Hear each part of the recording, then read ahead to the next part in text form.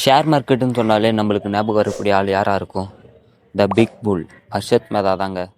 இவரை பற்றியான இன்ட்ரெஸ்டிங்கான ஸ்டோரியை பார்க்கலாம். ஹர்ஷத் மேதா 1954 குஜராத்தில் ஏழ்மையான குடும்பத்தில் பிறக்கிறாரு.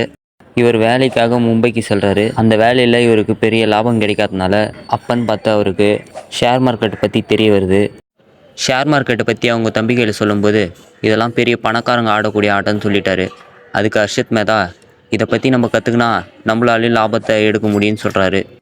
அவர் சொன்ன மாதிரி ஷேர் மார்க்கெட்டில் சின்ன சின்ன லாபத்தை பார்த்துட்டு வந்தார். இதுக்கப்புறமா சொந்தமாக ஒரு புரோக்கர் கம்பெனியை உருவாக்குறாரு. அந்த கம்பெனியோட பேர் குரோமோர்.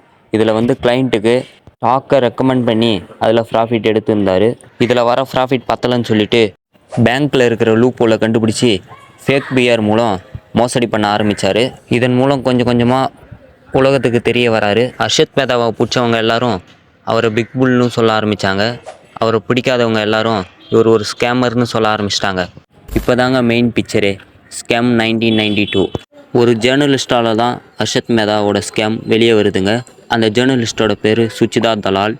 ஸ்கேம் வெளியே வந்த உடனே ஹர்ஷத் மேதாவை அரெஸ்ட் பண்ணிடுறாங்க. அரெஸ்ட் பண்ணதுக்கப்புறம் அவர் 2001 ஜெயிலே ஹார்ட் அட்டாக் இறந்துடுறாருங்க.